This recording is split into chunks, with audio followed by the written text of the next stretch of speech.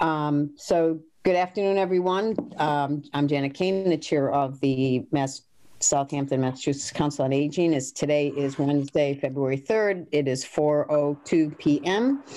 Pursuant to Governor Baker's March 12th, 2020 order suspending certain provisions. I was backing up of the open meeting law and the governor's March 15th, 2020 order imposing strict limitations on the number of people that may gather in one place. This meeting of the Southampton Council on Aging was conducted via remote participation. Okay, so we're going to do a quick roll call. Janet Kane here. Kay Lorigan here. Jim? Here. Nancy Ruscio? Yes. Lori LaSalle? Yes. Josie Alderman? Here. Did I miss any board members that came in, snuck in? I'd like to welcome Maureen Groden, our liaison from the Select Board. Obviously. Hi, everybody. Hello. Hey, Joan Ann, our COA director, while we're all here. Hey, Joan. And I invited Kate Swistek-Work, who is a member of the Board of Health, to see if she wanted to stop in and introduce herself. She's been doing some great postings on some of the social media to try to get the word out about it, and also instrumental in with communication with the seniors, I think, in town. So thank you, Kate, for your help. Howdy. Hi. Kate's pretty amazing, I'm just going to say. Thank you, Nancy. And there's great to meet you. That's what I've learned in the last couple of weeks. So nice to meet you all. Thank you. I'll share an experience I had just trying to register a senior on the Northampton website soon. Anyway, meeting till 4:02. So we're going to go to the Kate. Stay as long as you can. Okay. I mean, certainly if you have anything you want to add at the very beginning of the meeting in case you have to run out. I know you. No, I'd love to listen in. I'm going to be working on some paperwork. I'll just listen in. Thank you for inviting me. Okay, great. Thank you. Okay, approval of January's minutes. Did everybody find them deep in their emails from January, early January? Yes. They were good. They were good. Any motion to approve? I motion to approve. Okay. I'll second it. Josie seconded. Any discussion then? Okay. All in favor, roll call. Kay. Just say aye, Kay. Oh, aye. Okay. Jim? Yes, aye. And Nancy? Yes. Lori? Aye. And Josie? Aye. And Janet? Aye. Okay, thank you. It's just easier than trying to get everybody to come in order. There is no order. So thanks, Jim, for great minutes as usual. Treasurer's report. Do we want to take a quick look at that? I don't know if everybody got a chance to see it or not. Nice job. It looks like we're in good shape overall, right? Yeah, we're certainly keeping within budget, which is good. Right, and we have enough to carry us through the end of the fiscal year, it seems, right? Yep, so we still have quite a bit of fritter left, but if we start, I don't know if we're going to be, have we gotten any calls, Joan, for van transportation for appointments for vaccinations? No, we have not for that particular, but our van service is moving up. Yeah, okay. And we have I don't know if everybody knows it, but there was a slight accident with the van. It kind of skidded off a road, and we've got a temporary replacement, right, Joan? Right. Nobody was hurt. Number one, nobody was hurt. And so we have a replacement, and it's going under for repair now, right, Joan? You said? Correct. It was it's the muffler, the AC unit, and some sensor for the transmission. So right now it's going to be gone several weeks.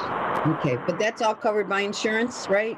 All covered by insurance. I'm not sure what the deductible is and what will affect our budget, but I will find out. Okay, great.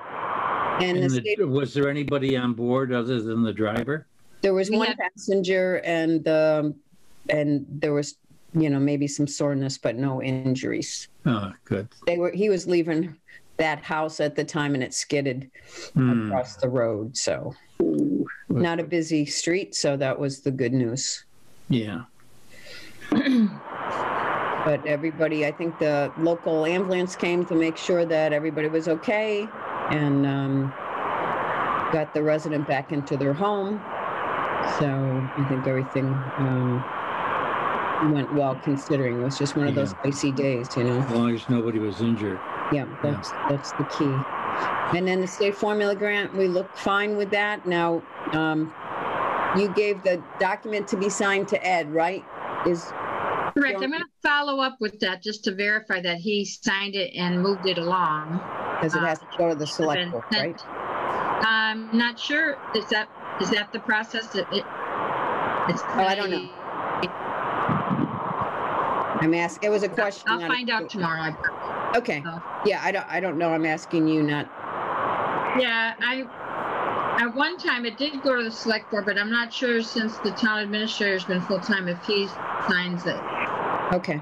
And possibly the accountant, but now we have an interim accountant. So. Yeah. All right. And everybody seems to be doing fine in all categories. So if there's no questions, I'll entertain a motion. So moved. Can I do have a question. Okay. Can we just, for a moment, talk about the state formula grant? I really want to get to send something or call John Velas's office and Lindsay's office regarding the change in the amount from. Okay, Lori, that's on the agenda for later down. Can we move on to the sure. The report? Then we'll talk about that. Yep, absolutely. Thank you. So I would move that we accept the treasurer's report. Okay, in a second, please. Second. Okay. Any other discussion? Any further discussion? Okay, all in favor? Okay. Okay, Jim. Jim, aye? Oh, aye. Yes, I'm sorry. Okay, Nancy? Aye. Lori? Aye. Josie? Aye. Janet? Aye. Okay, I know that's a little cumbersome, sorry. Okay. Thank you. Again, both you and Jim, both Nancy and Jim for doing such a nice detailed report. We appreciate that. Okay, now we're on to the director's report. Joan's activity for the last few weeks. Anything in particular, Joan, you want to highlight? Any questions from, this is just a summary of, a kind of a quick summary for Kate that's kind of new to this, of some of the activities that have gone on in the past 30 days. Yeah, did we miss the Friends report, or is that after me? That's coming. Okay, fine. All right, so I will wait for Kay's version of that. But you've already picked up the van incident, so that was kind of out of the ordinary. We had, let's see, we're working with Westhampton to do a partnership, and that's just in the initial phases for transportation. So Janet and Ed and myself and Michael Perot from Frida met just to talk about what the plan would be, and part of it is possibly getting another vehicle on board. And anyway, it's 6 months down the road. Once COVID, we open up a little bit more, and just a conversation about they've always had a volunteer program and they're having difficulty with it, so we do have trained staff and possibly some time and drivers to loan them, and so we're working out the details. Yeah, not so much to loan them higher. How that would affect our budget. To loan them higher, not to loan them. Yes, okay. And of course, the big thing right now is the vaccine rollout, and we were very instrumental in trying to get a mailing done. Of course, as anyone who was on our Friends board knows, when we're trying to do a mass mailing, usually it takes 12 of us 3 days to send it. Well, course, we can't gather, we can't do it, so we had to send it out to Marcus, and it's supposed to be in the mail. Hopefully people are receiving it tomorrow, or whatever, received it today. But anyway, it's in the mail. Okay, and that was officially from the Board of Health, correct? Correct. Yes. And for my minutes, Joan, what is it exactly that was mailed? A update of? So there's 2 letters, one from the Hampshire Board of Health and one from the Southampton Board of Health, and it had two numbers and 2 websites for vaccine distribution. So it was the information we found out a week or 2 ago, and it has the Northampton, Mass. I don't know if it's the senior center or the town website that you can sign up for a vaccine appointment.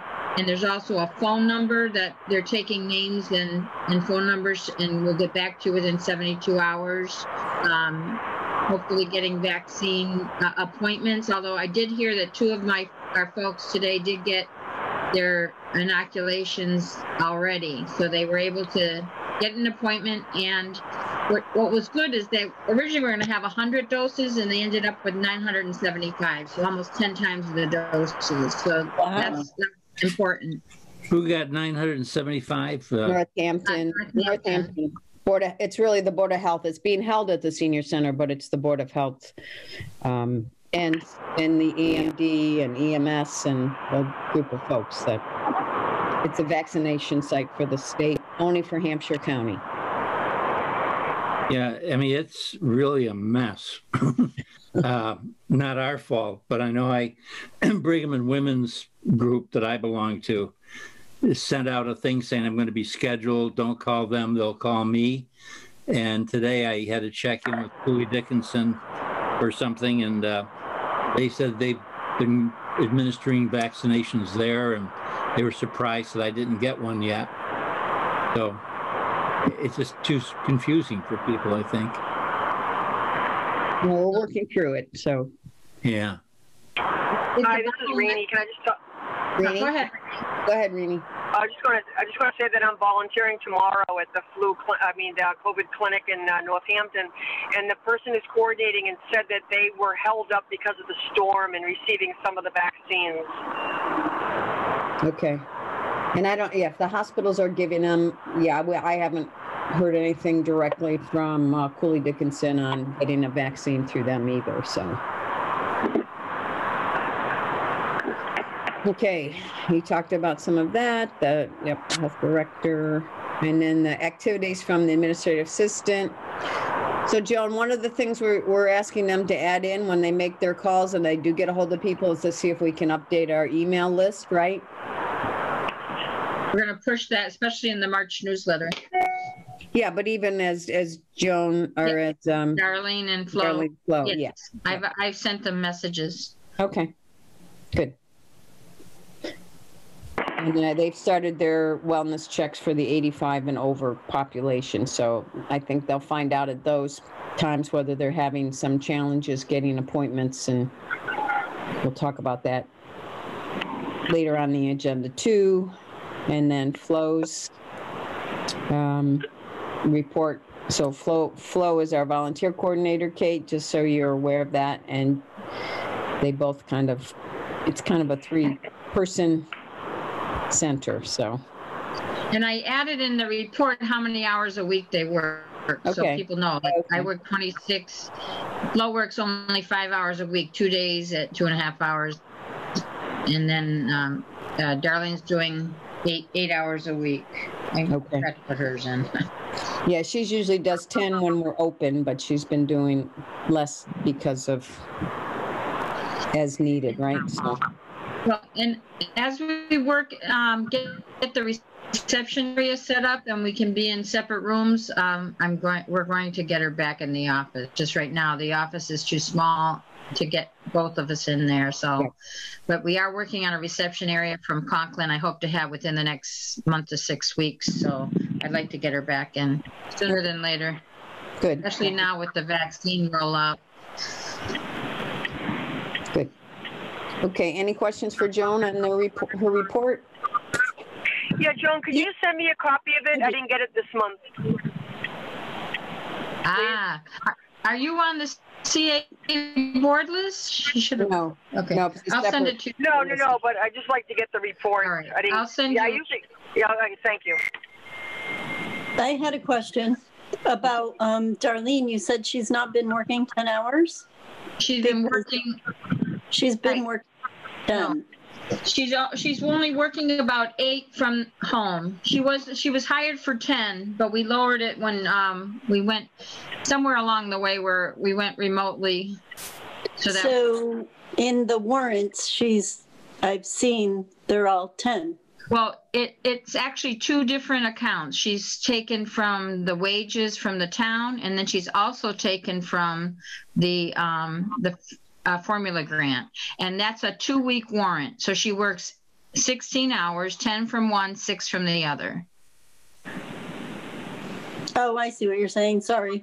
No, My that's bad. okay. That's okay. I can see how that would be confusing. Got it. That's our treasurer keeping us honest out there. Yeah. A little behind the 8 ball. No, that's great. Thank you for asking that for clarification. Okay, great. Thank you very much, everybody. Good, thanks. Kay, you're on the Friends of the Southampton Council on Aging update. Do we vote to accept the No, not the director's report. No. Okay. But thank you. Okay. Am I up? You're up. Hello. Can you hear me? Yes. Yeah. Clear. Okay. Okay. I'm reporting on the annual meeting, which was held Tuesday, January 19th, and I was on the phone at the meeting, and I have the minutes, so I'll just give you highlights from what it consisted of. They had a 2020 update from the chair's report from Andrea Sullivan, and a treasurer's report from Francine Tishman, and a clerk's report from Florence Collins, and also a director's report from Joan. And they've attached all the reports. And then they had the nominations and officers beginning on January 19th, 2021. Andrea Sullivan is going to continue for chair for 2 more years. Francine Tishman will be treasurer for 3 years. At-large director will continue Mary Ahern for 3 years. And at-large director to continue Margie Streisser's position, which she resigned from, will be Lori Loisel for 1 year. And next item was discussions and suggestions for 2021. And they have a list of 1, 2, 3, 4, 5, about 6 items. I don't know if you want me to list them. They discussed writing memoirs, rock painting, a shredding day, the help to seniors with things needed in their homes, a silent auction, and an outside fall tag sale. And they also discussed the $2,000 in the CARES Act for nutrition, and the vouchers will be issued to receive meals from Good Eats to Go. And sign-ups will begin in the middle of February. And they scheduled, they'll have their next meeting on February 11th for their regular meeting. No, actually, I'm looking at the back. They've scheduled it February 9th at 10:30 for their next meeting. So that's all I have to report. I don't know if you want, Joan or anybody to elaborate on the report. Okay. How are the meals for Good Eats being paid for? Is that from the grant? Through a grant, and is that on our agenda? Are we going to talk about that? I think so. Okay. Well, yeah, there's been a couple changes, but yes, that's through we had $2,000 for nutrition. Great.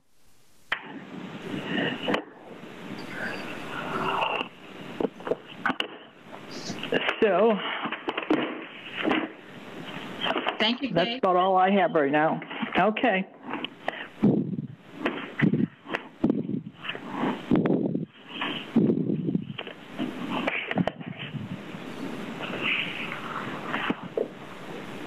Hello?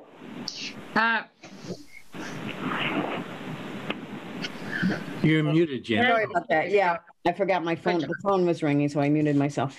The rollout for the vaccine, I know, Joan, you touched base on the letter from the health department and the Board of Health and the information that was sent out and posted on our town website as well.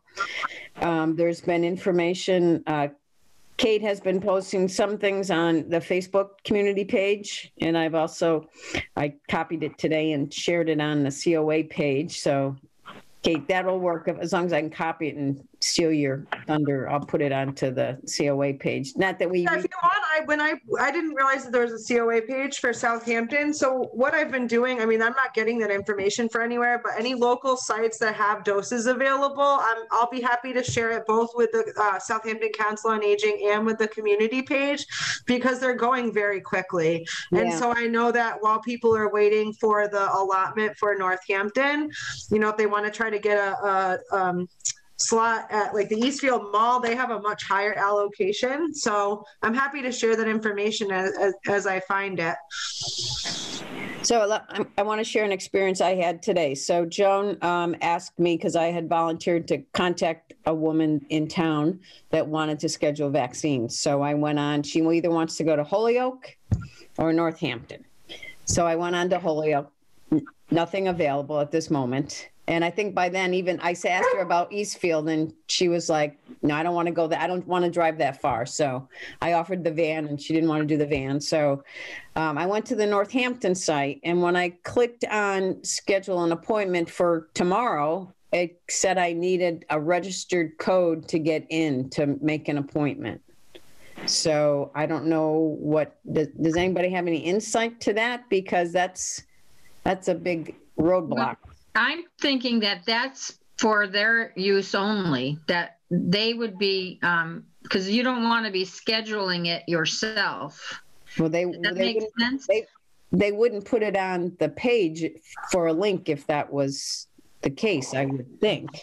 That would be... I was under the impression that they're supposed to send you the link with the information that allows for you to schedule an appointment. I'm not sure why they would have a code. Like, I thought that the link that they sent you to book an appointment was unique to that person. Okay, so how do I get her a link to schedule an appointment then? So I can't schedule an appointment for her.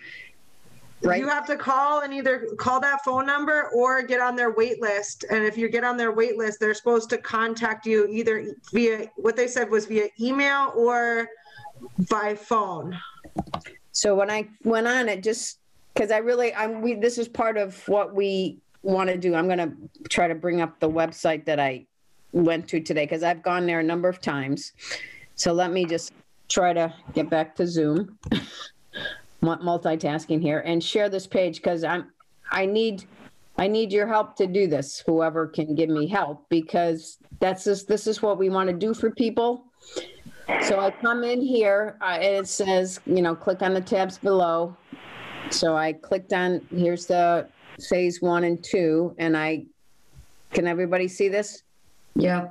So it says schedule an appointment for Friday. So I click on it. And this is what I get. So I don't see a waiting list. No, that's not the wait. That's the appointment link. But what's weird is I'm surprised to see that link because we were told that they were supposed to send you a specific link if you've already registered as part of the wait list. So they've definitely changed their website in the past, like, Yeah, I've never seen this. So in phase 2, here's where you can sign up for the waiting list. Right. But there's not a phase 1 waiting list anymore. So that's, I just didn't know if I was missing something, because here's somebody that wants to go to Northampton and it sounds like they have appointments. I left a message and they'll get back to me in 72 hours or so. So that's, you know, she was very sweet and we just said, we'll keep looking and let me figure it out. And I just didn't know, maybe I was doing operator error is usually, you know, my first go-to, because that's usually I did something wrong. So, if you go into the state site to set up the appointment, does Northampton come up? Yes, and that takes me to this site. Oh, okay. So, yep. So, and there is a phone number. Did you call? I called the phone number, left my number, and they said that they would be back to me within 72 hours. You know, one of my frustrations is I was came across some research actually that says that elderly people tend to use computers much less than younger people do. And one of the reasons is, like, people over 70, for example, but one of the reasons is they've got visual issues, they've got physical issues, they've got cognitive issues. And this is, to ask people like my age, like I'm 80. I thought you were 81, Jim. Not yet. But kidding. But I mean, I shouldn't have mentioned that, because I think I could work my way through it. But we have to be cognizant that at least 40% of the people 75 and older are not able to navigate computers. Right. And they're having that conversation at the state level. They're trying to organize an 800 number, like a phone bank, but that hasn't happened yet. And we also sent the reason that the mailing was done in conjunction between the two of us, the Board of Health and the Council on Aging, was to get the phone numbers in their hands so that they could call that and hopefully get, help through the phone. But I mean, again, I didn't try calling anyone else, and I'm, as I've said to Joan, and I know other people have said, that they're happy to volunteer as long as the people are willing to, give you their information over the phone so you can input it in the computer. So, but if I can't get in to Northampton, so that was my frustration today. So if that's my frustration, and I'm pretty computer literate, then, and I'm going to give her the phone number and have her call. Yeah. Or keep trying Holyoke. Do they get updates on Thursdays? Are they getting new vaccines? Kate, do you know, on many of the, I know Rini had to take a call. So my sister went to the Holyoke one, and she said, and she just got the vaccine yesterday, I believe. She said they were very organized and went like clockwork and no problems.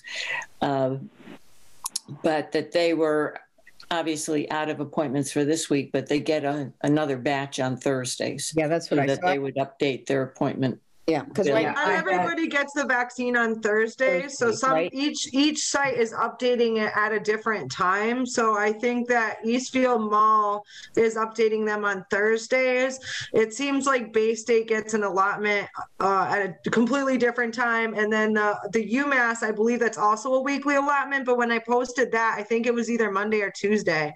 It was either the first or second. So I've honestly just been checking all of those sites to see if there's appointments available, and sharing it as soon as I read it. So, yeah. And a couple of our board members had the shots, and one is Kay went to Eastfield Mall, which we weren't pushing people to go there because it's such a big site. How did you do at Eastfield Mall, Kay? Oh, well, my appointment was for Monday, and I didn't make it because it was snowing. So they gave us an option to come Thursday or Friday, and I'm going Thursday. They made extra hours from 6 to 8 at night and 7 to 9 in the morning. So my daughter's taking me tomorrow after when she finishes work. So we're going to be there at 6. And she did she schedule the appointment for you, Kay? My son did. Okay. And he had scheduled it for Monday, but we could. I mean, it was Monday afternoon, and it was too bad, you know. And they gave us the option of coming. Other options too, you know. But the one I'm going to take is tomorrow because that's the best day.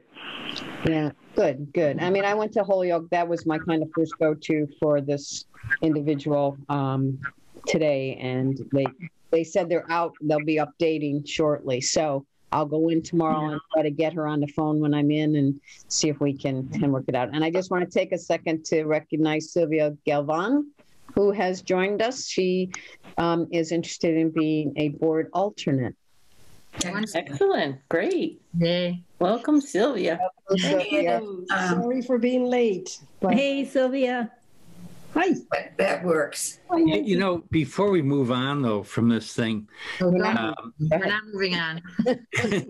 Yeah, no, it really bothers me that people go to Eastfield Mall.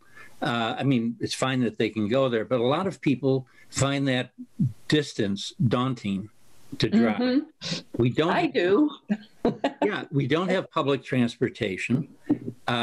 And we're talking about people now 75 years and older. And sometimes I just get the feeling that the people in Boston are not aware of the fact that it's different living in the country than it is living in the city. I can state with confidence that our state representatives are all driving that message home, and they are looking for another site in Hampshire County for expansion for that reason, Jim. So you're not alone, and the word is out, and they are fighting like crazy to correct that issue, you know, because you're right. I mean, and I don't know, I said to Jonah, I don't know, I wish Kay had gone. Kay, you have to report back and let us know how long you had to wait once you got there. Right. Yeah, they said there shouldn't be that much of a wait. They also gave us an option that we could go at another day, but they might be a long wait, you know. So because I mean, we could use the van, but if the van sits there for 3 hours, then we're, you know, it's not productive. Yeah, it's not that long, so they're not trying to have people wait there for extended periods of time. My husband's parents both have gone there, and they said that they were in and out within an hour. Okay. So, good. They're really trying to minimize the number of people who are in the building at a time to reduce the risk of exposure and to make sure that they have adequate staff to clean and socially distance. So, you know, they're really not trying to keep the lines very backed up, and they're really trying to keep it moving. So I wouldn't think that people should have to be there for longer than 1 hour around their appointment time. Okay. Which is good to hear. Janet, if I could just make a comment. Mm-hmm. I went to Whitney Avenue yesterday and talk about a well-oiled, organized event. I was in and out within 30 minutes, and that included the 15-minute observation time. Okay. Wow. Same here. Yep, they were incredible. It was and so anytime I see appointments at the Whitney Ave site, I will make sure I share that because that's much closer. I mean, it's about a 12-minute drive from Southampton. Right. Where's Whitney Avenue? Right behind the Holyoke Mall. Oh, it's in the Holyoke Mall? No, it's near the Holyoke Mall. I see. It's across from the Holyoke Mall. You cross 91, and is that, you know, when you go on into Holyoke for 91, if you continue going on that street, that's Whitney Ave. Okay. So yeah. It's right before the railroad tracks, or is it Yeah. after the railroad tracks? Yeah, instead of After. turning into the mall, depending on if you go 202 the back way into the, so it's kind of. If you know Din Brothers, it's an industrial park. There's quite a few other places on that. Yeah, I think I know the cataract surgery places down there. Exactly, exactly. You take a right, yes. By the I just wanted to mention the conference call that Darlene and I went on Friday. Friday, There was over 500 people from statewide, mostly Council on Aging directors and people that are connected to ASAPs, et cetera. And this is a process that right now is a bottleneck, but it's going to open up. We're going to have more vaccines. We're going to have more appointments if people are patient. I know everybody wants it now, and I don't blame them because I think we all feel safer once we've been vaccinated, but it's going to be months. It's not going to be weeks. It's going to be months before they, even just for the age group that we're talking, 60 and above, so then they have to do everybody else. But I know I've mentioned to a few people that we are a phase 1 facility. I work for a phase 1 facility, and our first clinic date is March 14th. So just to say, we've been eligible for vaccines for a long time, so everybody feels like, that they're behind the curve, but really, I think that there's just not an ample supply of vaccines being distributed at this point. So everybody has to take a deep breath. And after Rini volunteers in Northampton tomorrow, maybe she can give us an update. But the focus of my concern was I will. with the seniors, the older people trying to navigate this. I'm sure everyone's trying to do their very best, but I've known people older who just get so frustrated they just don't know what to do.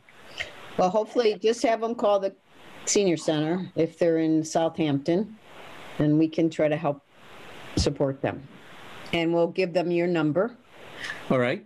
Okay. It's 6. You can make their appointment. 6. Thanks for volunteering, Jim. No, I understand your point exactly. And that's why, again, we sent out the phone numbers. And hopefully, most of the people that are in the 75 plus, a lot of the people have had their, I hate to say kids, because their kids are like, 50, but almost eligible themselves. Yes, make the appointments for them, which is what a lot of that population is fortunately supported by. But for those who are not, I know that Joan and I know Nancy has mentioned that she would help and assist, but we need to get a list of volunteers and decide what is the best way to reach everybody. I don't think the list of those people, Jim, in Southampton, and that's what our concern is and who we advocate for at this moment, we just want to make sure all of those people have contact. Concern too. Yeah. No, I know it is. Yes, I know it is. So hopefully with the phone numbers and the letter, and they know Joan's number, and Joan, as she did today with me, she sent me a text and said, could you touch base with this person? And so, we'll do the best we can. This woman who is 81 and her husband is 89, and she said her sister was on the phone for an hour making a reservation. So hopefully that's not everybody's experience. And maybe it's just they're not as computer savvy as other people, but, because Joan can't take an hour out of her day for every time she gets a call to make a reservation for somebody. So if we have people that are willing to assist, let Joan know, anybody from the board that's interested that can help. I think it's the first week rollout. It's going to get better. And I will tell you that one of our oldest people in town who has her own computer did reach out for help. And fortunately, her doctor's office called her. She's 97. And he said, don't worry, we'll take care of you. Okay. So I'm hoping the doctor's offices, and I know eventually some of the like CVS and Walgreens, those places are going to offer them. So if they get more sites and more vaccine, it'll run more smoothly. And there's other I agree with information that they're John. going to be looking to do home vaccination. They just haven't figured out how to ensure that there's not going to be vaccine wasted. So that's being discussed at the state level as well. You know, people were homebound and unable to get out to get a vaccine. Yeah, that's a population that is of great concern, so, as well. Okay, good. Thanks, everybody. So just let Joan know if you have any time that you can help with this process. And we haven't really figured out the process yet, but it was a quick message today and a call. I just touched base with her and I looked. You have to make sure your computer's ready to log her in or log them in when you make the phone call. So Sylvia had a question.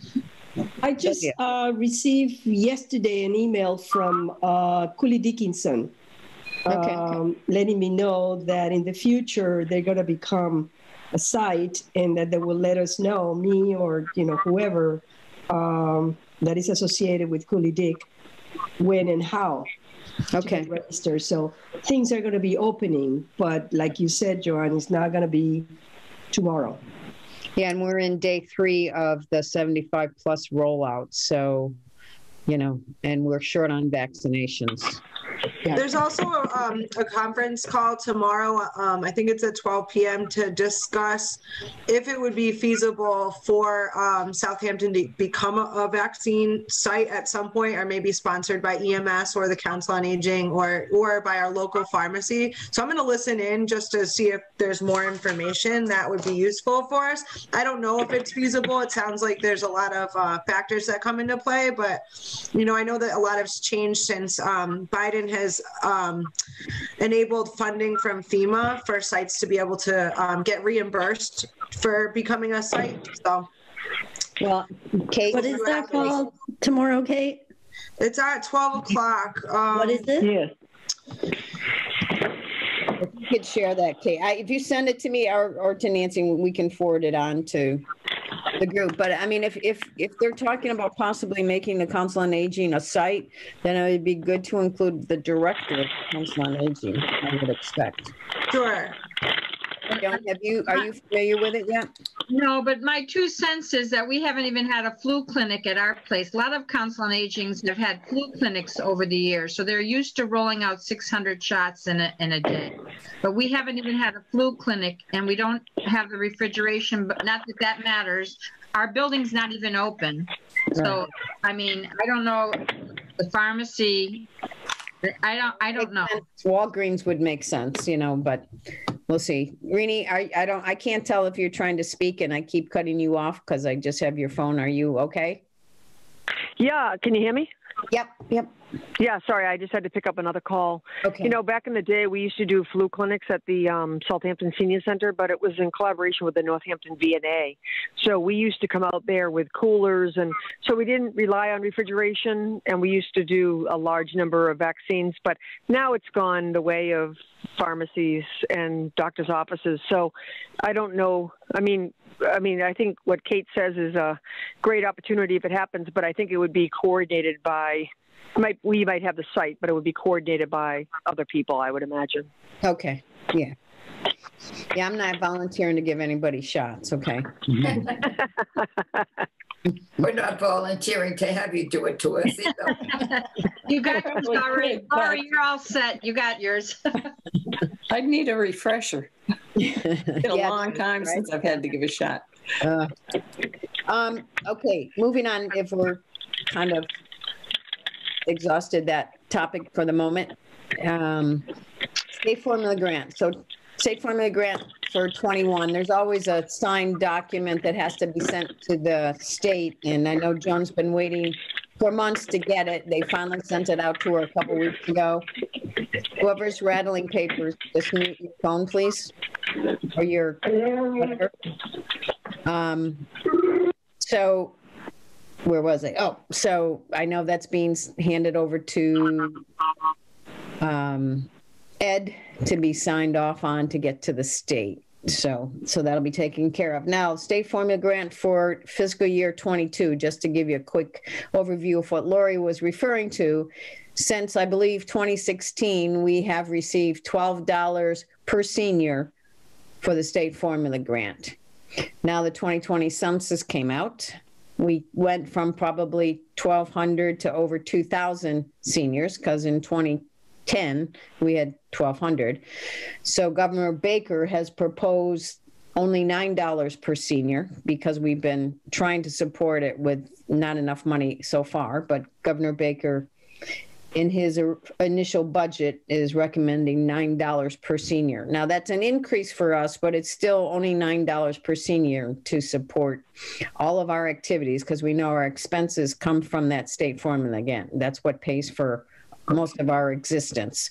So I think what Lori was saying, a call, an email to John Vilas, to Lindsay Sabadosa, to express your displeasure. I will send you all their email addresses or their phone numbers or phone numbers, so that you can comfortably send them an email and express your concern about the funding, the lack of funding for next year. Jim. Did you say it's an increase for us? It's not an increase per head, but if you take $9 times 2,000 versus $12 times 1,200, it's not, the gross amount goes up, but it's not an increase per person. So we've been struggling really to support the center on a population from 2010. Now that we are up to date on the population, and we understand that this is a tough year, but we should absolutely push back and fight this as much as we can. So get the word out.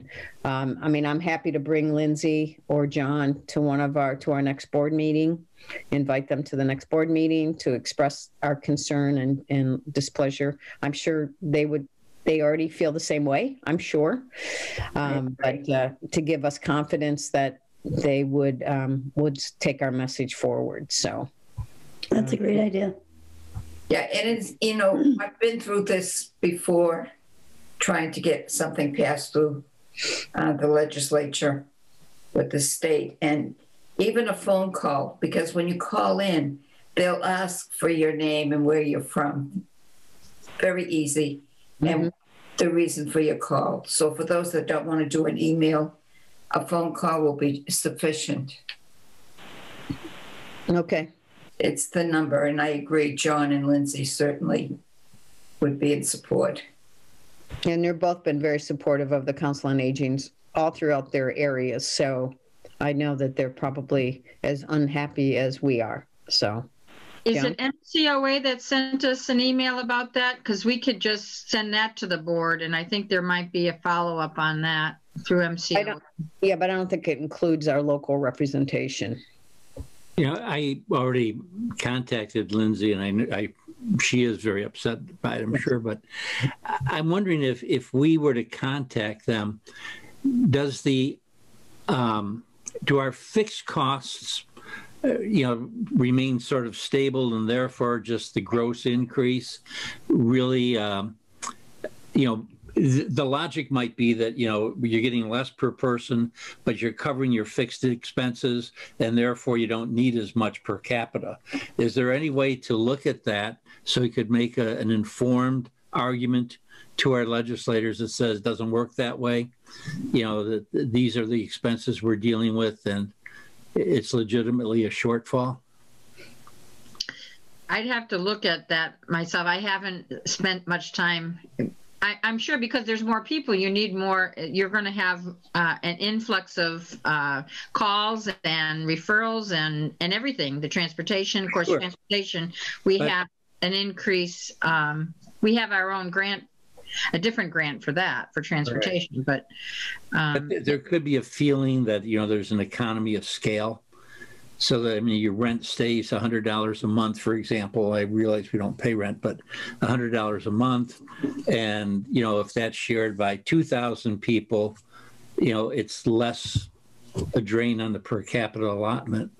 I think the thing to remember is this: we're talking statewide. We're not talking just Southampton. And there are a lot of councils of aging within the state that are going to lose.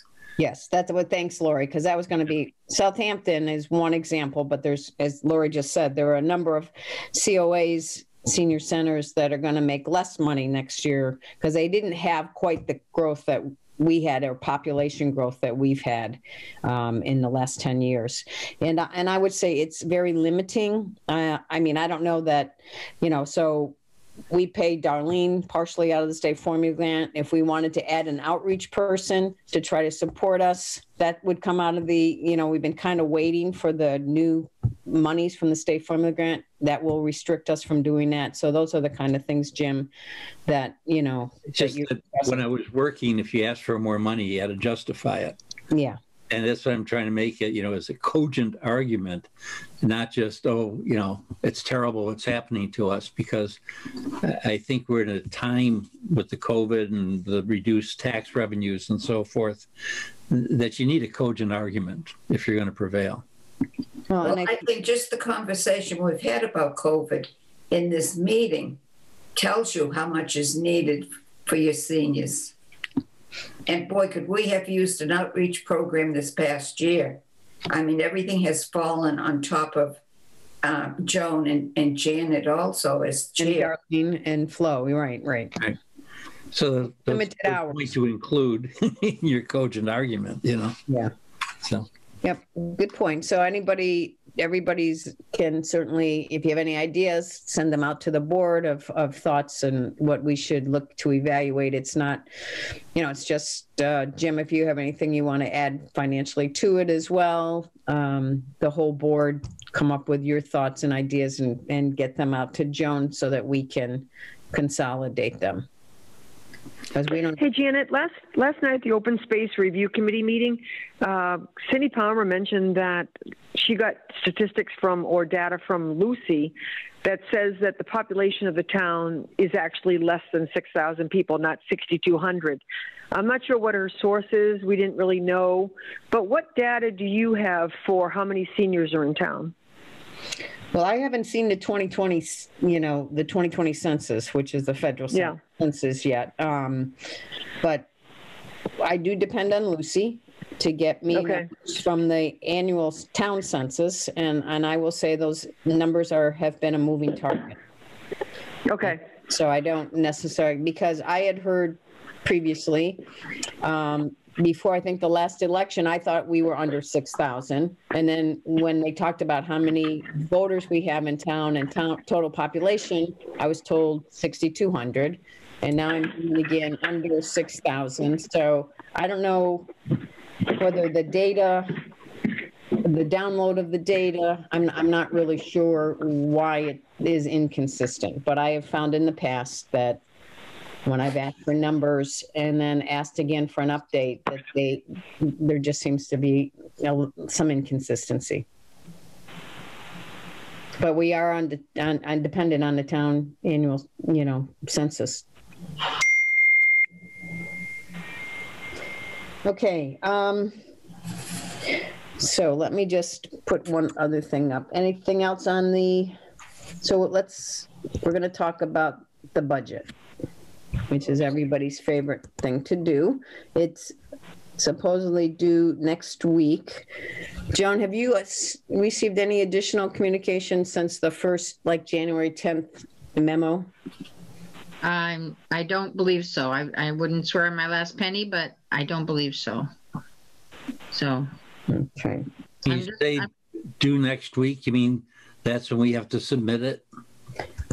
That's the date that was originally sent out. Hold on, sorry. But I did think from watching a select board meeting, and maybe Rini can clarify, that there was some discussion about putting together a needs list and submitting that as well with additional justification in case there was an override. But there's to my knowledge, there's been no additional communication sent out. You said it was due next week. Yeah. Just to the town administrator, not to the select board. Well, that's the next stop after that, Joan. Right. So, right. Well, actually, it should be the finance committee. Yes, it should be the finance committee. But Rini, was it I thought after that discussion about an override and maybe getting fair and competitive wages, that there was going to be additional communication from the select board and from the town administrator. Did I misunderstand? I could have misunderstood what I watched. Well, I think that the budget for FY22 is on the select board agenda as a standing item right now. Okay. So yes, I think there's going to be discussion at our level about whether or not we're going to try to right the wrong, so to speak, in terms of wages, but individual departments are still going to have to meet with the finance committee after they submit their budget to Ed. Yes, that I understand. I guess they haven't gotten, this is last year's Excel spreadsheet that we're just kind of modifying, because there has been no, to my knowledge, Excel spreadsheet that's been sent out for the FY22. I think you're right. Yeah, that's a little concerning. Because it came from the accountant, and the accountant is interim. So. Yeah, but don't forget, Ed is the one that actually is officially our accountant. He's the one that's certified to authorize things for signature. So anyway, when did you get the Excel spreadsheet, or did you just take last year's and start modifying it? You took last year's. Same thing with the assessors, Rainey. So I. Yeah, okay. The letter went out, but so I just, we're just using, we're being. Okay. I'm going to check with them on that, because it should be a universal form, I would imagine, I would hope. Okay. So the column captioned FY22, that is with level funding would be $36,978. But what we're really asking for is. Jim, I don't see. Wait a minute. Okay, let me get everybody on the same page first. Okay, so level funded. Okay, can I explain it first, and then? Yeah, I'd like to. I have a question. I wasn't going to just throw it up here and without kind of an explanation. So, this is our FY22 is level funded plus 2%. Plus a 5% salary increase for Joan, because she just got a state certification. She is one of 5 COA directors out of 351 in the state that got Massachusetts state certification with a year plus work that went into it.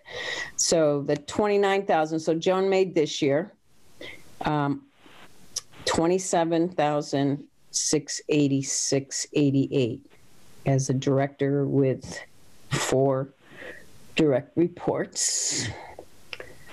So our question is, if it's level funded, we were also requesting on top of the 2%, which is then a cost of living that we hope we can minimally squeeze out, an additional 5% to acknowledge the certification that she just received.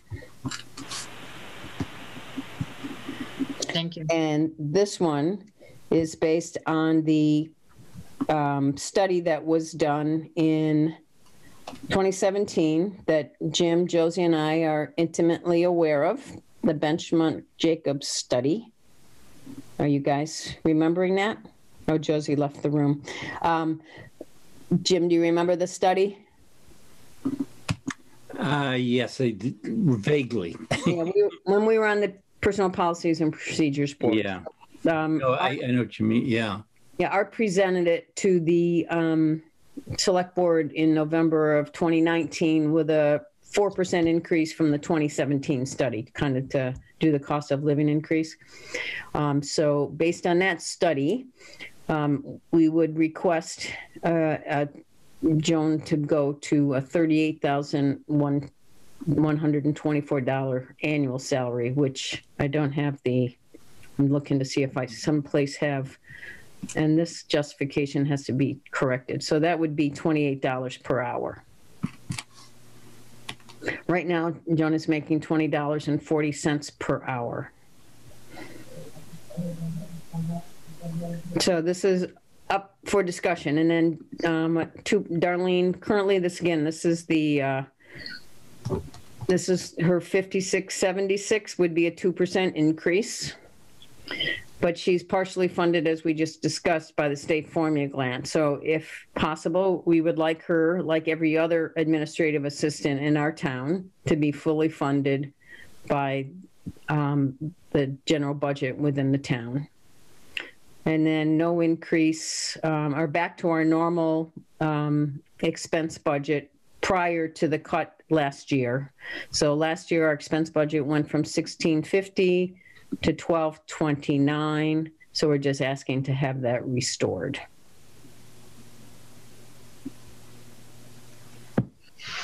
Well done. The questions, I mean, this is just me.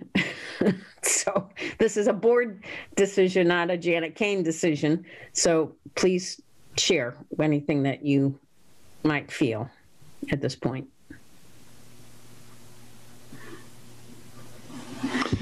It seems reasonable to me. I think it's. Well, I feel it's all within reason. Everything. Yeah. I'm for it. This is Kay.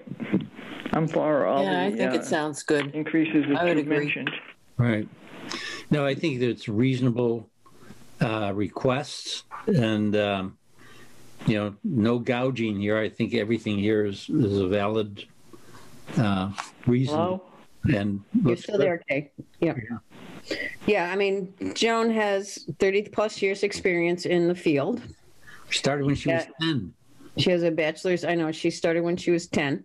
She has a bachelor's degree in social work, plus her Massachusetts state certification that she just achieved. Right. Woohoo! Woohoo! So, and she does a great job. and Darlene's would be reflected in, again, as the same proposed range benchmark, plus the 2% over last year. So. I'd just like to say that if this can't go through, it just gives the impression of a disvalue that they give the center. I mean, you need to value the work that's going into this Council on Aging. And it seems like when they're looking to save money, here we are. And I've said this 1,000 times, it's embarrassing we're paying a director $20 an hour. And as I oftentimes say to Joan, when Joan decides that it's time to retire, we have to have a salary that will attract someone as dedicated as Joan is, and as knowledgeable and has a background in social work, just like Joan does, so that, so that we keep supporting the senior population as it grows. And as the 50-year-olds get into the 60-year-olds, that's a pretty large population in town as well. So our number will not shrink over the next 10 years. We may, unfortunately, lose some seniors, but we will gain more seniors. So, scared me. No, not you, Jim. Not you. So. Jim, only the good die young. You're here for a long time. Oh, I'm here forever, right? Nothing. We're in a mess. Yes. So again, any thoughts? Again, this is Janet's looking at it, looking at the benchmark rate, looking at, putting her at the proposed benchmark. That had nothing to do with Joan. It has to do with the job description. And then you add Joan's years of experience into that. And her. So we all know that you're kind of preaching to the choir. I know. I'm practicing, Nancy. I'm practicing. Yeah, that's what I'm saying. Like, that's what my question was going to be, because I don't know how the whole, process works. Maybe Renee can help out a little bit to make sure that we're in a good position to, is the town in any position to be able to support a senior center the way we all think it should be supported. And I will also say that we can't right size a lot of salaries without an override. Joan's not alone in being paid below the benchmark based on the study from 2017. So it's she's the lowest in her grade level of grade 5 by some over $10 an hour. So it's certainly with the Well, you guys have gone through this before, right? Yeah. Oh, yeah. So what have we learned? Is there anything we can do differently to get a better? Oh, I do think the first round with the, you know, the 2% plus the 5% with the certification, and I will ask Joan to put together a list of what the criteria was to be certified by the state of Massachusetts. And like I said, 351, only 5 people are certified, and I think 17 people applied for certification and 5 received it. So we know we have an extremely quality person. You got your stuff down. All right. So, you know, and Rini could be on the phone, and I don't want to put her on the spot, but in order to get, we don't have, our town doesn't have the money to really do it right unless we increase our tax base, which is an override. Because Joan's not the only person in town that is being paid less than her value. And so that, you know. So, hi, it's Rini. I just wanted to say that 2 years ago, I think it's a matter of where the town has put their, you know, money in the past. And frankly, I think library and senior center and some of the non-emergency services kind of departments have been shorted. I really feel like it's a matter of, you know, historically, who's run government, frankly. And I think 2 years ago, we moved Joan's salary off of the grant and funded for the town. That's what we should be doing. It should be part of the operating budget. It shouldn't be soft money. It shouldn't be based on whether the grant comes through. This is a perfect example with the state formula grant. And every single person and every single council on aging in the state should be up in arms about this. You know, why are we cutting money to seniors for programming? It just makes no sense. So I think it makes total sense to move Darlene off of the grant so that this sort of thing doesn't happen. And I think our town should support that. We found out later on that $20,000 that was in free cash was available to us last year. And at that point, it was too late on the town meeting to reallocate it. So there's a number of us in the select board who are very committed to giving town employees a raise from last year, even if it's a bonus, so that it's, you know, if it can't come out of the operating budget for FY22. Last year was terrible. This year, as you know, right now, Congress, you know, they're put out a budget that includes a lot of money to local cities and towns, and it's being fought by the Senate. But we don't have to rely on them. I mean, it can go through without it. And I think last year every department was cut 4%. And Janet's right. I think that I hate having an override. I made a point of saying last time that it was a reset because we had to get people up to where we needed people to get, including Joan's salary, to go from the grant over the operating budget. So I hate it because I know people are out of work and I know seniors are on fixed incomes and all that. It just bothers me a lot. But it's going to be an option that'll be put in front of the voters in terms of getting the employees to where they need to be on the budget. And Janet's right. I don't think we're only getting about $300,000 in new money with Proposition 2.5. And so we might have to at least give that as an option to the voters. It's just not something I'm happy about, but it might have to be a reality. But I do think every single person needs to fight this state formula grant so that, you know, and I think that Darlene needs to get off of the grant onto the operating budget. And I totally support Joan getting what she's due. I think she's done a great job, and I think that she has a bachelor's degree, and I think she's now certified. It's just the right thing to do, but it's just been where we've been willing to put money in the past. And I think that has to do with who was in the position to make those things happen. I think we're changing that. And that's all we can ask, Rini. So this is the grade level based from that study. So just to give you because everybody see this little scanned little image here that's hard to read. But it's just important, Janet, to remember that the PQB nor the select board voted in favor of implementing that. So that's what you're going to hear.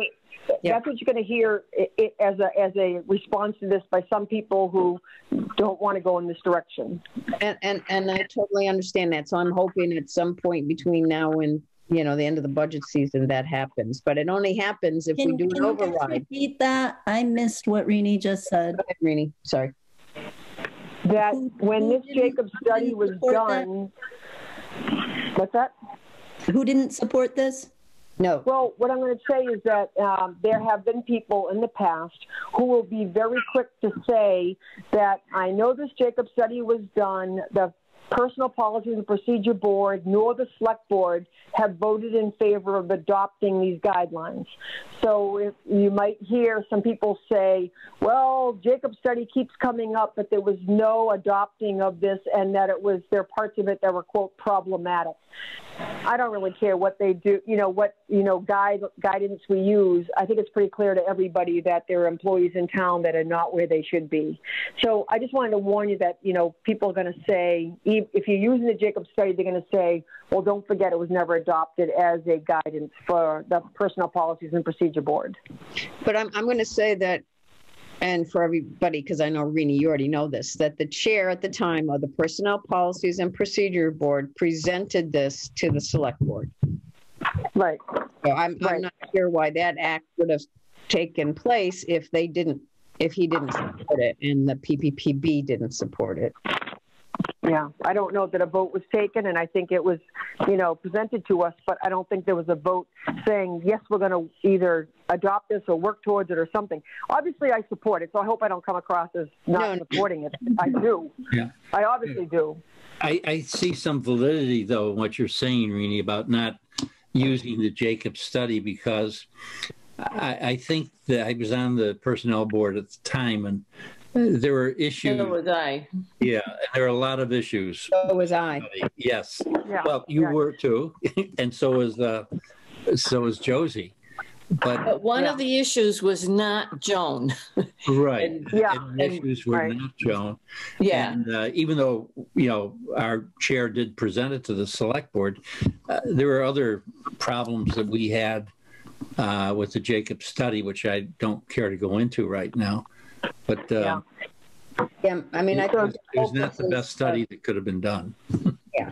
Well, so I think having the study that you sent to me with the local sort of like what the senior central directors are getting in the area, like not to rely solely on the Jacob study, but what you had presented is really the up to date, what other people are making, what other services people are getting. I think that is as valid as anything.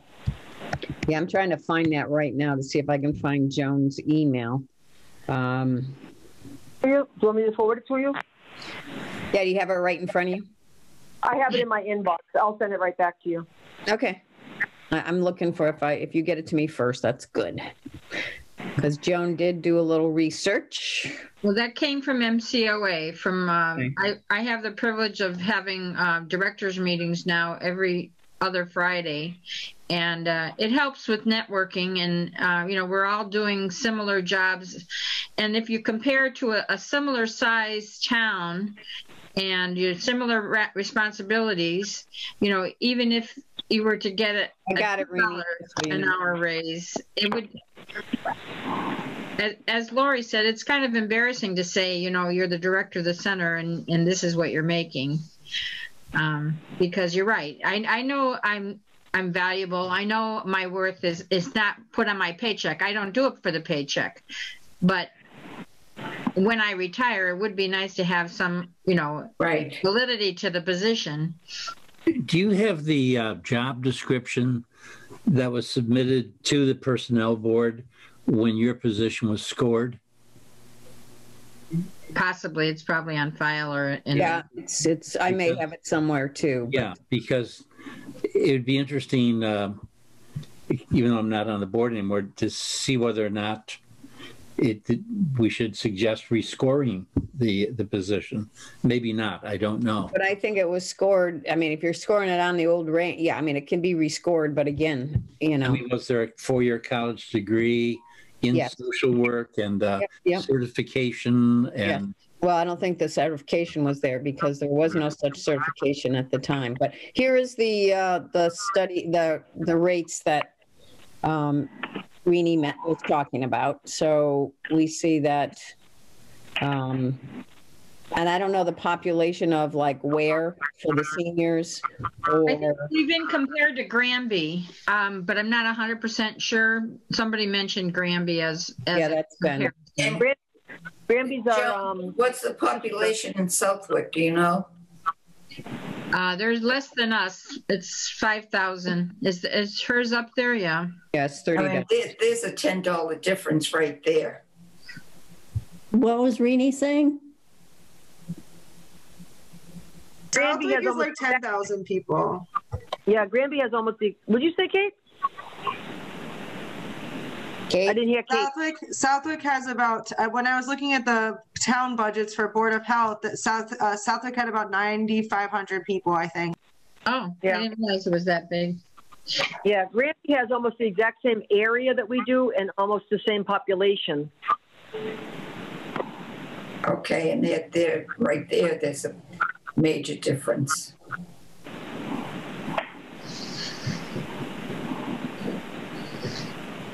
Well, this is a good one to show people. Yep. Yeah, I mean, even if we take some of these, I mean, we're right in the same ballpark that the Jacobs study was in, maybe a little bit low, but, you know, obviously Joan would, and whether it's Joan or the next person that comes in, the value of and the fairness of that position and the job description deserves a lot more than $20.40 an hour. Mm-hmm.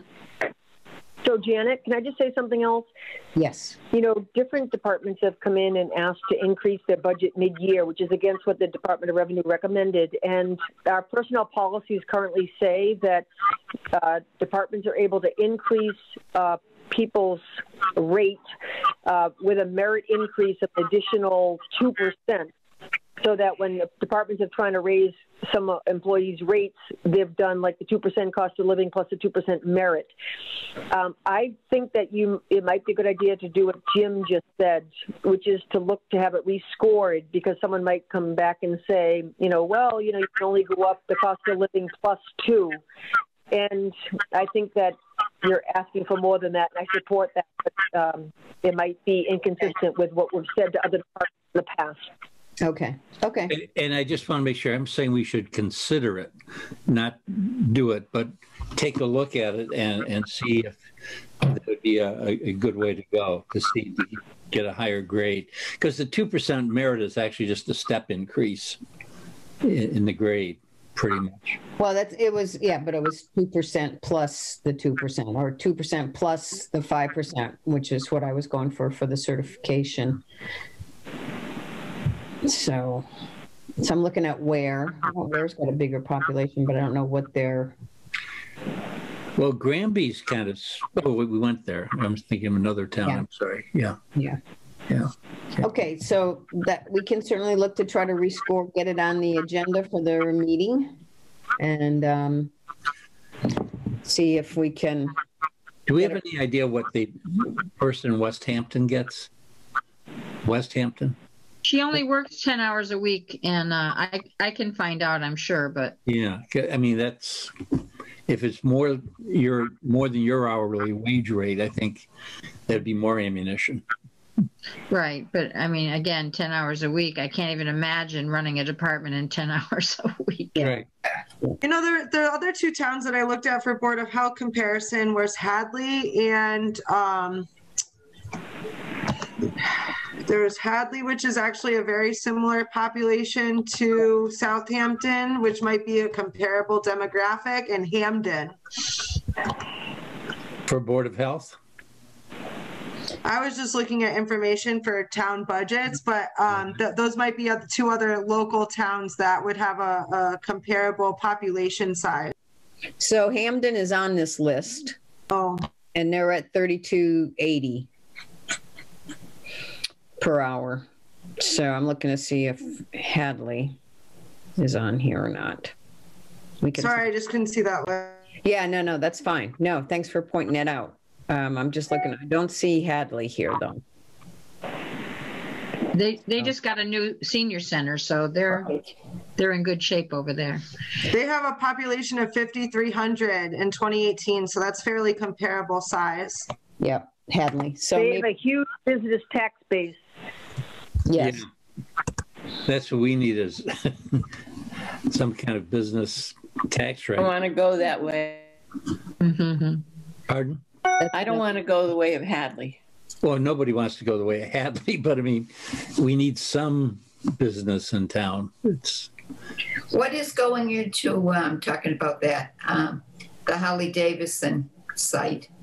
I don't think they've made a decision of what they're going to put in there. It's being bought by Smitty's, I think, but it's not necessarily going to be another liquor store. So I think that's TBD. Thank you, Janet.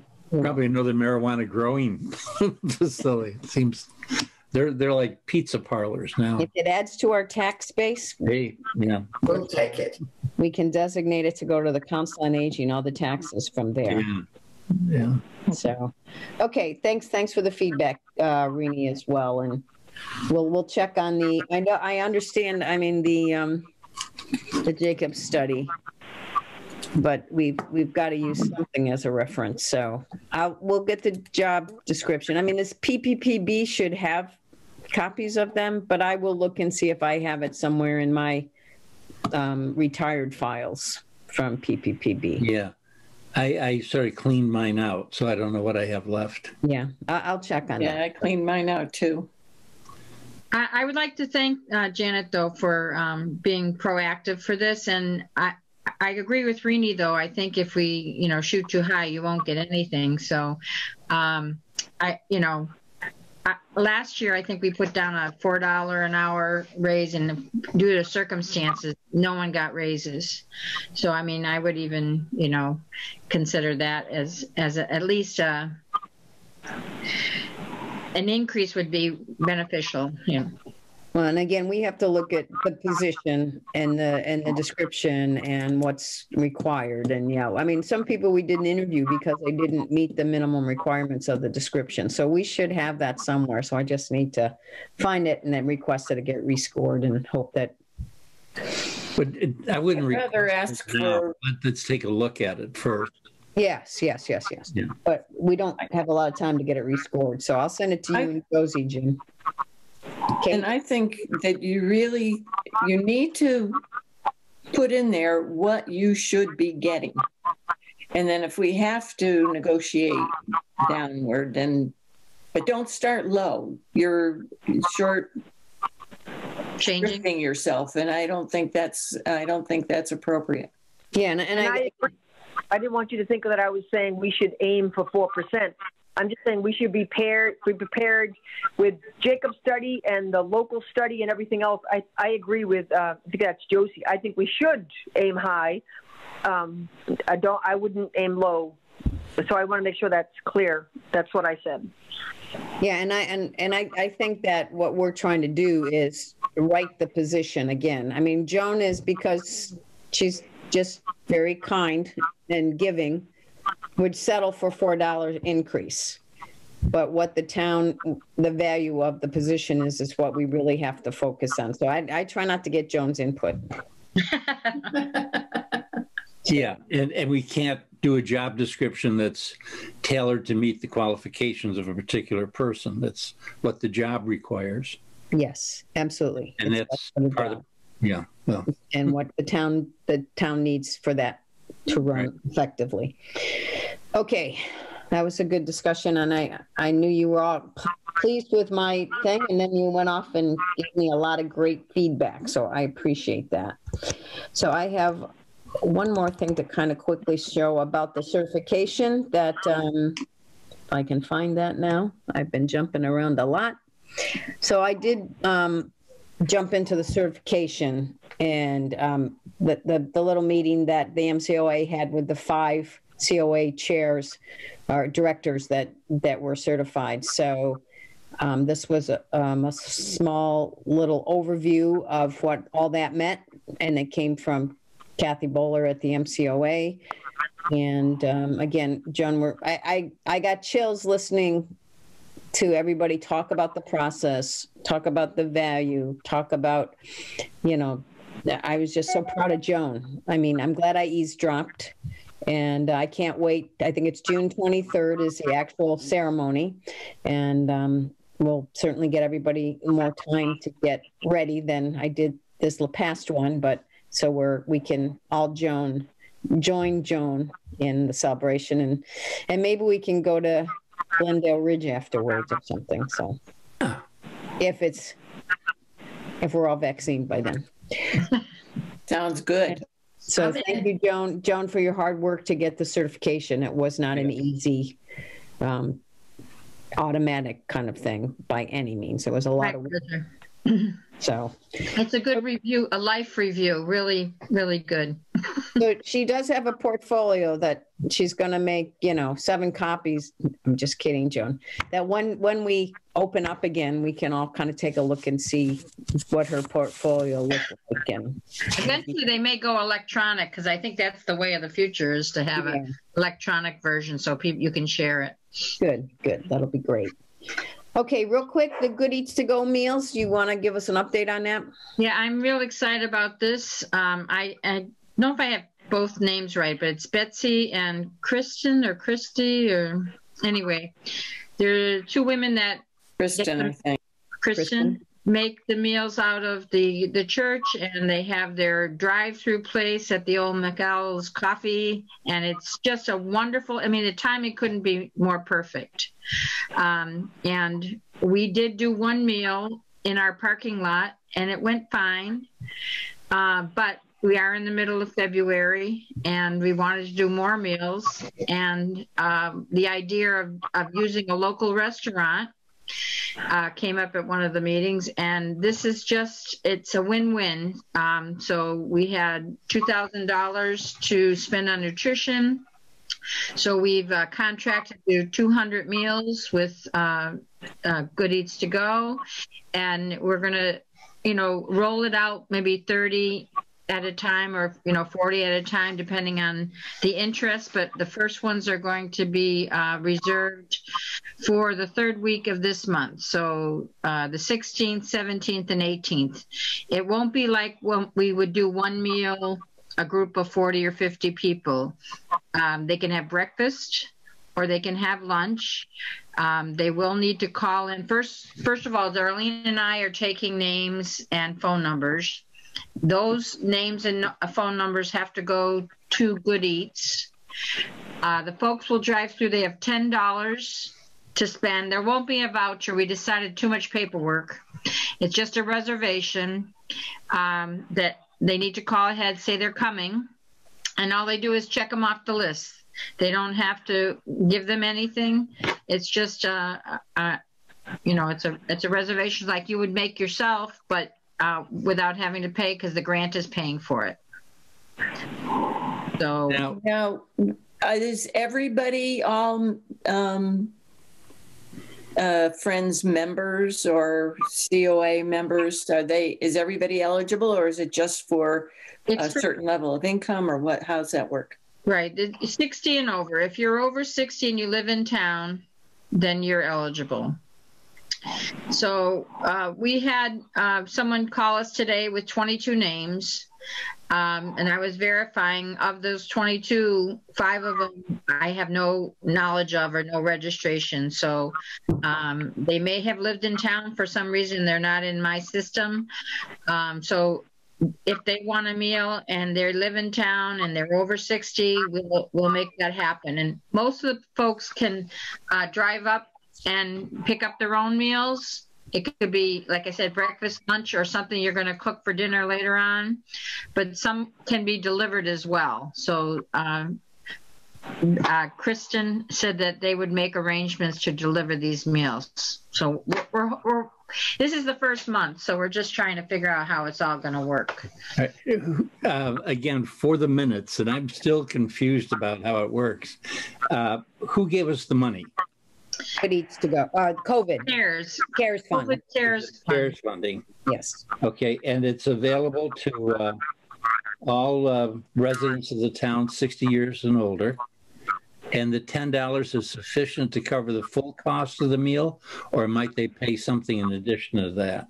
So there was some conversation about that. I don't see us paying extra. I mean, unless, I don't know, I've never ordered from them. Has anybody ordered from them? Yeah, I have. Actually, we went there today. Yeah. And I've had stuff in the neighborhood of like, I think $8, and there's maybe something close to 12, I think. So originally they were going to do the senior meal. They were going to have a soup or a salad to go with the entree and a dessert. But not everybody likes that. I mean, some people are satisfied with a soup or a salad and no entree. So then we narrowed it down to $10, but I'm sure that they're going to give you extras. I mean, I'm sure they will. It's mostly the entree, you know, the entree, the salad, whatever it is. If you went for the $12 meal, I don't know. We haven't crossed that bridge yet. Well, maybe I'm wrong, but I mean, what I don't want to do is mislead people to believe that when they pull up, they can order anything and just say, "I'm on the list. It's free." It has to be reserved at the time. What was that? I was just going to say, if they're told it's $10. Then I assume you would stay within that $10 limit. Or be willing to pay the $2 more to get it. So it's exactly. It's up to $10. So it's up. You're not going to get $2 back if you only spend $8. And when I read in the scoop too, it seemed that there were specific entrees that they had targeted. Well, originally we had done that. We were thinking, you know, they would make up a dozen entrees they felt people would want. We decided we weren't going to have one day. We were going to spread it over a few days. So I'm not sure what the entrees will be. But what did you have today, Josie, if I could ask? Did you? Well, we actually got a sausage, egg, and cheese breakfast sandwich. Yep. For both of us. And then we also got a dinner. So I got my dinner already. And I forget, I think it was a Salisbury steak and potato. It looks really good. But that was more expensive. But it was on under $9 for each one. And the breakfast sandwich was only $5. Wow. They might get 2 meals out of the deal, but they need to call first. I think that's the deal, so that they don't, so they know in advance how many of those 30 people are coming in the 3 days, right, Joan? I think that's correct. We're going to send an Excel sheet with these folks. Darlene and I, or Flo, we're going to contact everyone who's on the list. Hopefully we'll have a menu by then. I don't know if they put the menu out maybe the week before. I haven't. I think probably that Monday, but I know Monday's a holiday. So, right, Josie, don't they usually, or Jim, put it out that week? Well, you know. They're closed Monday. They're closed on Monday. And it depends. Sometimes they run out of stuff. Right. So that's why they have to call in the morning to order. Yeah. And if they don't get it that day, then they'll push it to the next day. We may have some bumps the first time through, but we wanted to give it to a local business, and we wanted to give it to the seniors. So, Joan, the only thing I would encourage is that we check with our 97-year-olds in town and make sure that if they're interested, we'll find a way to get them. Yeah, one of them is on the list right now, so. So when is this happening again for this month? The February 16th, 17th, and 18th.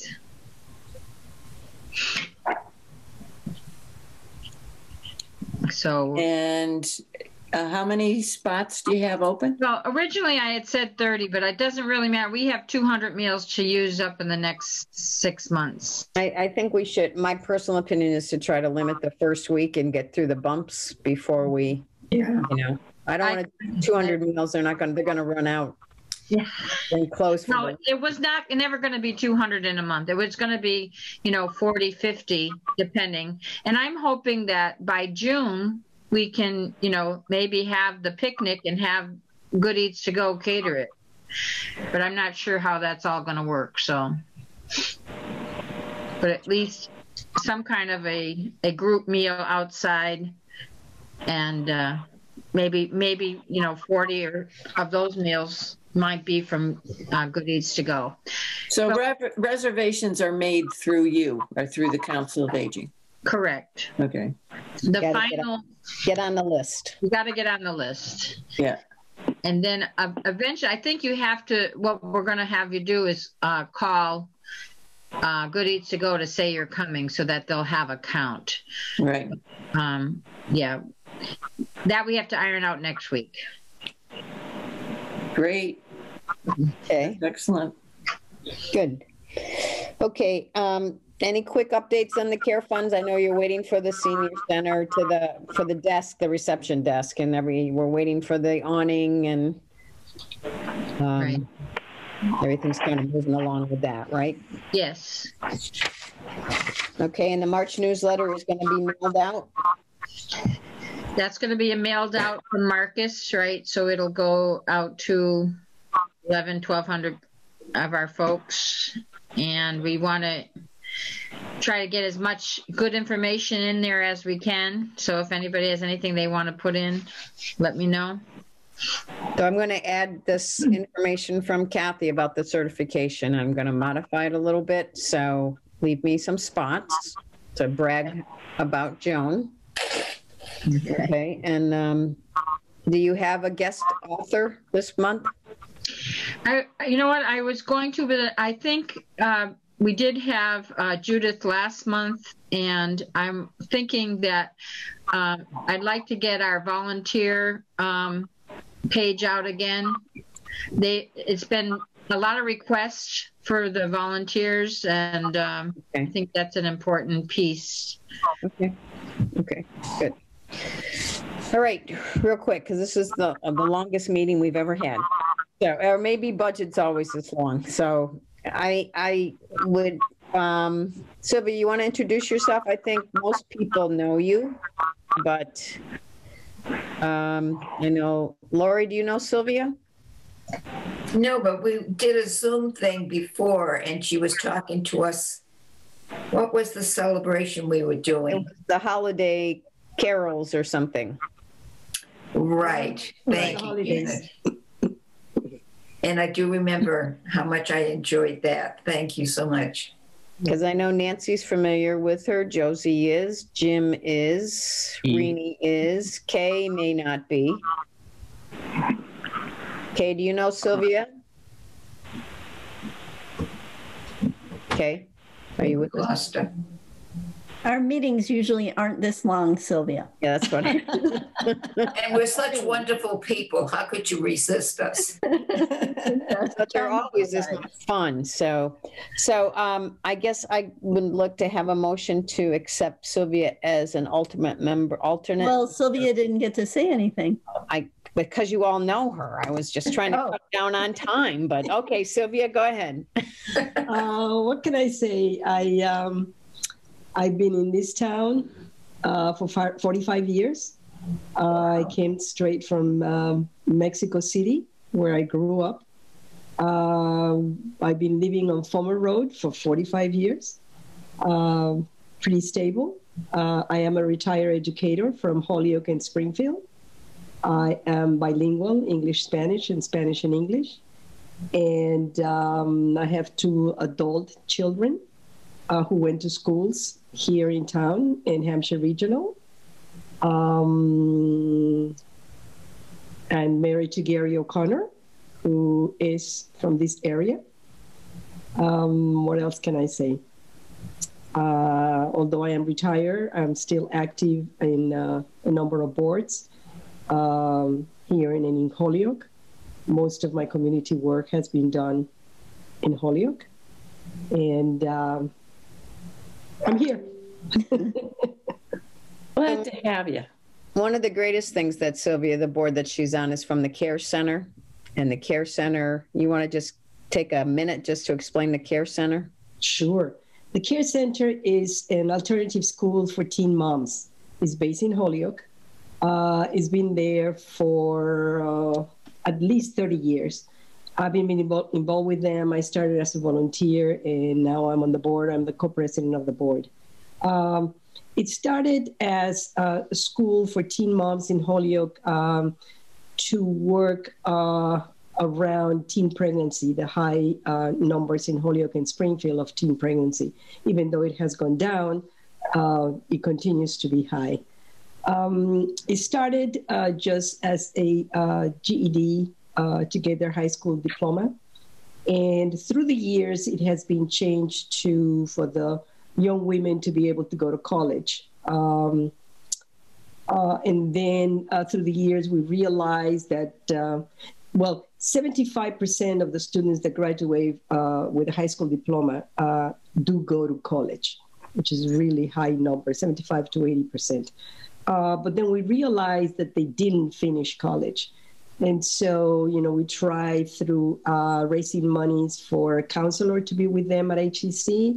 It sort of worked, but they didn't receive the same support as being directly at the care center.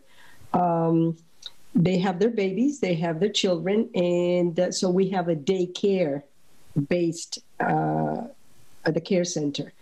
So there were no excuses that my child is sick and I cannot attend class. Now we have a nurse and we have access to a pediatrician so that all the services can be given there without the mothers have to leave the building or stay at home. It has become now, since we realized that not everybody was graduating from college, we did a lot of fundraising, and now we have become the only college for teen mothers in the country with a link to Bard College. They are the ones that give the courses, but they're the women that come out of the care center. Yeah, so great. In a nutshell, that's what we do. Oh, that's great. That's your elevator. Oh, great. And it's a wonderful, it's just a terrific cause. And thank you. Am I okay, Nancy, to ask for a recommendation now? Sorry. No, that was an excellent point. Thank you. I was being too sensitive to the time. Do we have a motion to accept Sylvia as an alternate to the board? I move to accept Sylvia as our alternate to the board. And I will second that. Okay, we have a tie second between everybody else. Is Sylvia interested? So Sylvia, yes, we spoke a little bit beforehand, and I explained that she gets all the pleasures of the board except voting power, and except if we don't have a quorum. So if we don't have a quorum, Sylvia does get that ability to vote, and that this is our grooming, that if you ever want to step into the board, and actually if there's a vacancy, we certainly welcome our alternates with open arms, which reminds me that Yvonne's not here today. Yeah. She was an alternate. I thought she was coming. All right. So all in favor? Let me go through my list. Kay? I think we lost Kay. Okay, Jim? Aye. Aye, thank you. Nancy? Aye. Lori? Aye. Josie? Aye. Janet? Aye. Welcome aboard, Sylvia. Thank you. Thank you. Thank you. Thank you. Okay. There is a process, right? She has to fill out an application or something? Yes, so we do make the recommendations, thank you, Joan, to the select board, and the select board will appoint you. And there's a volunteer form that I will send out to you that you can drop it in the tax mailbox in an envelope for Ed Gibson, the town administrator, and that we'll get that done early part of this week if we can, so we can get you on the agenda for next week. Okay, great. Thank you. And thank you, Joan, for that, filling in my memory gaps. Any other open time for the public? Anything else, Rena, you want to share before we? Nope, I'm good. Okay, good. Kate, anything else you want to share now that you've had this experience? This is me? Yeah, no, I'm okay. Okay. Caitlin, yeah. Caitlin, are you good? No, this is great. Someone just messaged, and we'll just add that there's some appointments available through Northampton Big Y for the vaccine, which I didn't know about. So I'm sorry for the afterthought, but I did just share that to Southampton, and I'll send that to the Council on Aging. I had no idea that they had vaccine, but that's really close and convenient in case anybody's interested. Yeah, great. I mean, I bet I've gone on the site a few times and Big Y hadn't opened up yet. Right. So. Yeah. So maybe it's just brand new. Okay. That's always good. Great. Only one person on the belt at a time. No, thank you so much for inviting me. And if there's any other way to better communicate information to people in the town, please let me know. Well, as everybody, as I mentioned at the beginning, Kate is a member of the Board of Health, and we appreciate the letter going out to the seniors population, the 75 plus population. And I think that's, sometimes it's the old snail mail is the only way to get the message to everybody. So we appreciate that. Okay. March 3rd, I'm assuming, because it's that month, February, is our next meeting. And do we have a motion to adjourn? Yes, I motion to adjourn. I'll second Nancy. Okay. All right. Nancy and Jim. Everybody be safe. Thank you. Thank you. And appreciate your patience for this meeting, and it doesn't really go this long. So thank you. Thank you. Bye. Bye. Bye, everyone. Bye. Thank you. Bye.